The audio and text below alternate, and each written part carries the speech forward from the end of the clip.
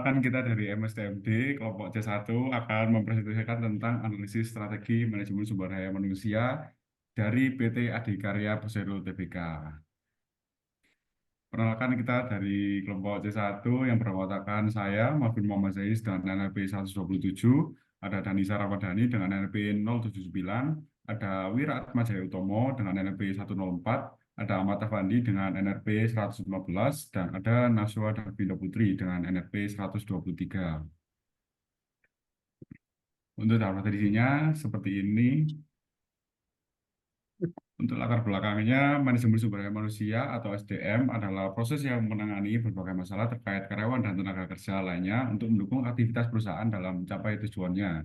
Skala perencanaan SDM membantu perusahaan mengetahui jumlah tenaga kerja yang dibutuhkan dan merekrut orang yang tepat. Perencanaan SDM penting untuk mengidentifikasi dan mengurangi kesenjangan antara proyeksi kebutuhan tenaga kerja dan karyawan yang tersedia. Teori perencanaan pengelolaan SDM menyatakan bahwa perencanaan dimulai dari identifikasi strategi bisnis, pengelolaan sumber daya, fleksibilitas, dan rencana rentasi. Manajer bertanggung jawab untuk memberikan solusi, mengatasi masalah, dan melakukan reorganisasi sesuai kebutuhan perusahaan. Kesalahan dalam mengalokasikan sumber daya dapat menyebabkan kinerja perusahaan menjadi tidak efektif dan tidak efisien. Koordinasi diperlukan untuk menyatukan dan menyelaraskan semua kegiatan dan usaha. Untuk rumusan masalahnya yaitu yang pertama apa saja isi dari profil perusahaan PT Adikarya, terus yang kedua bagaimana analisis pekerjaan dan analisis workload yang dipakai pada PT Adikarya, ketiga yaitu bagaimana proses seleksi rekrutmen dan proses training development karyawan yang dilakukan pada PT Adikarya, dan keempat ada apa prosedur manajemen kinerja dan penilaian kinerja karyawan yang digunakan pada PT Adikarya. Tujuannya yang pertama yaitu untuk mengetahui profil perusahaan, analisis, dan deskripsi pekerjaan, untuk mengetahui proses bagaimana proses seleksi rekrutmen dan proses training dan development karyawan PT Adikarya. Yang kedua, untuk mengetahui prosedur manajemen kinerja, penilaian kinerja karyawan, dan analisa workload pada PT Adikarya. Selanjutnya dibacakan oleh teman saya yaitu Danisa Ramadhani. Dilanjut, lalu di sini ada batasan penelitiannya. Di sini ada ruang lingkup penelitian. Nah, penelitian yang di sini itu dilakukan dengan berfokus pada proses seleksi rekrutmen, development karyawan, penilaian dan analisis workload pada PT Adikarya. Lalu untuk waktu penelitiannya di sini kita selama 1 bulan, yaitu Mei 2024, dan relevan dalam kurun waktu 1 periode semester, yaitu Februari sampai Juni 2024. Untuk subjek penelitiannya di sini kita menggunakan SCM atau Supply Chain Manager dan juga HRD atau Human Resource Development. Dan juga ada metode penelitian. Di sini kita menggunakan metode kualitatif dengan pendekatan studi kasus meliputi wawancara dan juga observasi. Next. Untuk landasan teorinya di sini kita ada 5. Yang pertama ada strategic SRM, job analysis, job description, specification, dan juga workload analysis. Next. Lalu dilanjutkan dengan rekrutmen selection process, training, performance management, development, dan juga performance appraisal.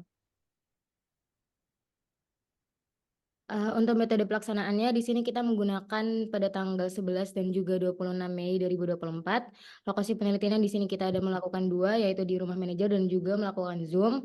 Untuk pengumpulan datanya kita menggunakan wawancara, kuesioner, studi literatur, dan ini merupakan diagram alir penelitian kami. Next. Oke, mungkin selanjutnya bisa dibacakan oleh Nashwa. Baik, untuk selanjutnya untuk company profile dari PT Adikarya Persero Tbk. PT Adikarya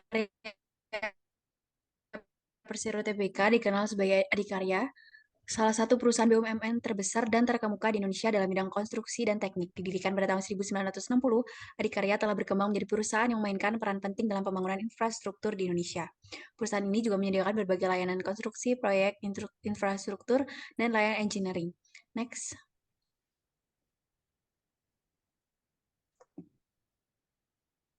Kemudian untuk sejarah perusahaannya, Adikarya Persero Tbk didirikan tanggal 1 Juni tahun 1974 dan memulai usaha secara komersial pada tahun 1960.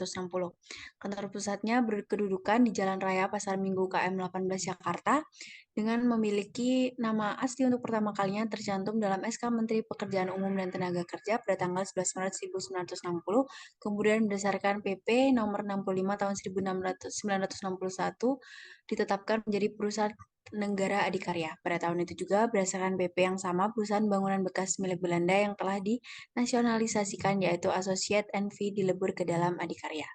Next. Selanjutnya, untuk visinya sendiri menjadi korporasi inovatif dan berbudaya unggul untuk pertumbuhan yang berkelanjutan dengan misi membangun insan yang unggul, profesional, amanah, dan berjiwa wirausaha, mengembangkan bisnis konstruksi, rekayasa, properti, industri, dan investasi yang bereputasi, dan selanjutnya. Oke, next. Berikut merupakan struktur organisasi yang ada di PT Adikarya, mulai dari direktur utama sampai departemen pemasaran, departemen corporate, sampai departemen gedung. Next. Strategi dari sumber daya manusianya sendiri, tenaga kerja adalah sumber daya yang sangat berpengaruh terhadap kinerja perusahaan, sehingga peningkatan kompetensi dan motivasi SDM dilakukan secara berkesinambungan. Hingga akhir 2016, ADI memiliki 1.794 karyawan dengan komposisi jabatan terdiri dari General Manager, Manager, dan Staff, serta pelatihan yang signifikan dilaksanakan melalui ADI Learning Center untuk mengasah kemampuan karyawan sesuai posisi mereka, menyelaraskan kompetensi dengan tugas, dan mencakup general affair perusahaan. Dibangun pada tahun 2011, fokus pada pelatihan internal dengan kurikulum sesuai job description masing-masing posisi, serta modul hard skill berdasarkan gap personal. Oke, next bisa dilanjutkan dengan teman saya Jaya. Oke, untuk narasumber pertama yaitu Bapak Budi Santoso, yaitu pekerjaannya di bagian informasi SCM atau Supply Chain Manager, dan di Departemen Supply Management, dan gelar atasannya adalah Kepala Divisi Operasional. Next. Nah, untuk job analisisnya, yaitu pada tanggal Sabtu 11 Mei 2024, metodenya kami memakai metode kualitatif ya, dan wawancara terstruktur. Untuk jam kerjanya jam 8 sampai jam 5. Nah, untuk tujuan pekerjaannya adalah untuk menjamin pengadaan barang dan jasa untuk memproduksi terlaksana tepat waktu dengan kualitas dan harga yang sesuai. Nah, untuk aktivitas human capitalnya, memastikan bahwa setiap bawahan melaksanakan pekerjaan dengan baik dan tidak ada barang yang dead stock. Next. Nah, untuk menjadi dalam posisi ini membutuhkan pendidikan minimal D3, diutamakan dalam bidang material engineering, dan pengalaman kerja minimal 3 tahun, dan untuk lokasi bekerjanya di dalam ruangan, namun sesekali juga kadang di luar ruangan untuk mengecek kondisi barang, dan untuk kondisi lingkungannya, mengkoordinasi karyawan melalui kantor dengan kondisi nyaman dan dingin. Next. Nah, untuk kesehatan dan keselamatannya mungkin ada pada bahaya mekanis, dan untuk peralatan kerja di dalam kantor memakai laptop, printer, internet, dan kalau di lapangan memakai drop mixer, pompa beton, dan pengaduk beton. Nah, untuk atribut yang dibutuhkan adalah kemampuan bernegosiasi dan relationship yang kuat. Next.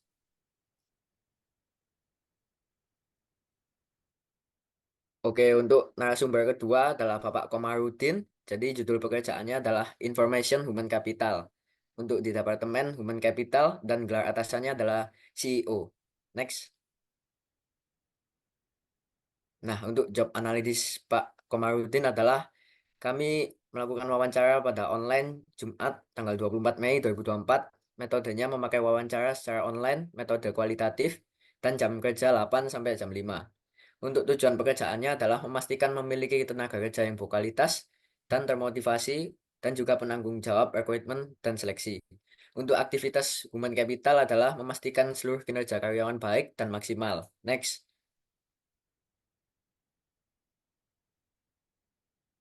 Nah, untuk dapat mengisi dalam pekerjaan ini dibutuhkan pendidikan minimal S1 berbasis ilmu human resource, pengalaman seminim-minimnya adalah 3 tahun, dan lokasinya berada di dalam ruangan kantor. Untuk kondisi lingkungan, mengkoordinasi karyawan dalam kantor dengan kondisi nyaman dan dingin. Next. Nah, untuk kesehatan dan keselamatannya tidak ada bahaya untuk HRD, mungkin human error aja. Jadi untuk peralatan kerja memakai laptop, printer, internet, telepon kantor, dan atribut yang dibutuhkan adalah alat elektronik. Next. Jadi ini untuk analisis pekerjaannya, bisa di next saja. Nah, ini untuk kuesioner workload, juga bisa di next saja. Next juga. Untuk ini bisa dijelaskan oleh teman saya, Ipan. Jadi selanjutnya ada rekrutmen dan seleksi. Proses rekrutmen dan seleksi PD Adikarya menunjukkan komitmen perusahaan untuk membangun tim yang solid dan berkontribusi pada kesuksesan perusahaan. Sistem ini dirancang untuk menumpukan individu yang memiliki bakat, keterampilan, dan attitude yang sesuai dengan budaya dan nilai-nilai perusahaan. PD Adikarya Beton juga menggunakan berbagai metode penilaian lain dalam proses rekrutmen seperti tes psikologi dan tes kemampuan. Perusahaan ini menawarkan berbagai fungsi pengembangan karyawan untuk membantu mereka meningkatkan keterampilan dan pengetahuan mereka. PD Adikarya memiliki reputasi yang baik sebagai perusahaan yang peduli dengan karyawannya dan dalam menawarkan lingkungan kerja yang positif. Next.